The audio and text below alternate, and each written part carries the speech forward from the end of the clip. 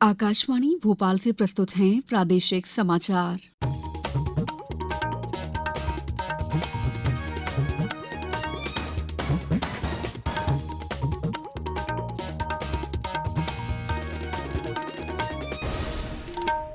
नमस्कार, समाचारों के साथ मैं दीपा सिंह।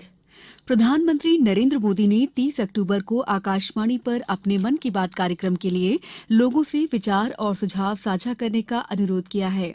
ये मासिक रेडियो कार्यक्रम मन की बात की 94वीं कड़ी होगी। प्रधानमंत्री ने कहा है कि लोग उन विषयों पर अपने विचार साझा करें जिसके बारे में उन्हें मन की बात कार्यक्रम की अगली कड़ी में बात करनी चाहिए। लोग नमो ऐप या माई जीओवी ओपन फोरम पर अपने विचार साझा कर सकते हैं। वे टोल फ्री नंबर 1800-11-7800 पर भी डायल कर प्रधानमंत्री के लिए अपना संदेश हिंदी या अंग्रेजी में रिकॉर्ड करा सकते हैं। फोन लाइनें 28 अक्टूबर तक खुली रहेंगी। सड़क परिवहन और राजमार्ग राज्य मंत्री जनरल वीके सिंह ने देश भर में सार्वजनिक परिवहन को सस्ता और अधिक आकर्षक बनाने की आवश्यकता पर बल दिया है। इलेक्ट्रिक मोबिलिटी और इकोसिस्टम को सुदृढ़ करने पर आज नई दिल्ली में आयोजित सम्मेलन में उन्होंने कहा कि देश में ई वाहनों को बढ़ावा देने और जीवाश्म ईंधन आधारित ऊर्जा पर निर्भरता कम करने की आवश्यकता है। केंद्रीय मंत्री ने कहा कि एक शहर से दूसरे शहर के बीच यात्रा अब कुछ सीमा तक बैटरी चालित वाहनों से की जाती है और इसके लिए फास्ट चार्जिंग स्टेशनों का नेटवर्क बनाने की आवश्यकता है। वित्त मंत्री निर्मला सीतारमण ने कहा है कि भारत में 5G प्रौद्योगिकी पूरी तरह स्वदेशी है। वाशिंगटन में आधुनिक अंतर्राष्ट्रीय अध्ययन के जॉन्स हॉपकिंस स्कूल में विद्यार्थियों से संवाद में उन्होंने ये बात कही। वित्त मंत्री ने कहा कि भारत 5G प्रौद्योगिकी की मांग करने वाले अन्य देशों को उपलब्ध करा रहा है। उन्होंने कहा कि यह प्रौद्योगिकी कहीं से आयातित नहीं है, इसे देश में ही तैयार किया गया है। निर्वाचन आयोग गुजरात और हिमाचल प्रदेश विधानसभा चुनाव की तारीखों की आज घोषणा कर सकता है।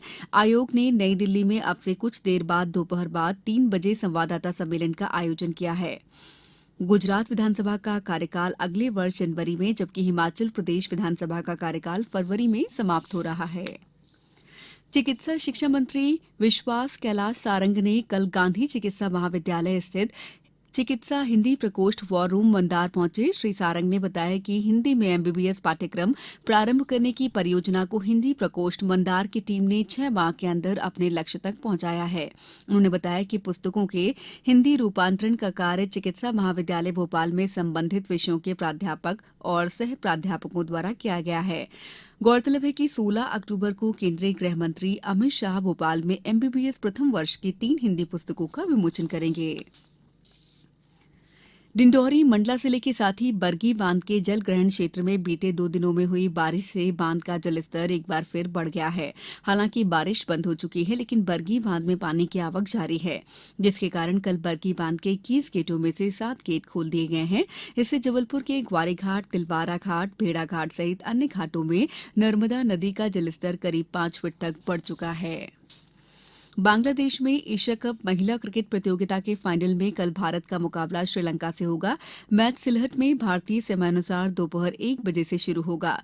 सेमीफाइनल में कल भारत ने थाईलैंड को हराकर 8वीं बार फाइनल में प्रवेश किया। दूसरे सेमीफाइनल में श्रीलंका ने पाकिस्तान को 1 रन से पराजित किया। अब कुछ समाचार संक्षेप में। खरगोन में मध्यांचल कॉटन जिनिंग और ट्रेडर्स एसोसिएशन से जुड़े कपास व्यवसायियों और उद्योगपतियों की मंडी टैक्स कम करने की मांग को लेकर की जा रही हड़ताल चौथे दिन भी जारी है। शिवपुरी जिले में मुख्यमंत्री जन सेवा अभियान के तहत सतनवाड़ा में कल जन सेवा शिविर का आयोजन किया गया। टीकमगढ़ के उत्सव भवन में कल संबल 2 योजना के तहत कार्यक्रम किया गया। सतना जिला अस्पताल पहुंचकर नीति आयोग की 2 सदस्यीय टीम ने अस्पताल का निरीक्षण किया।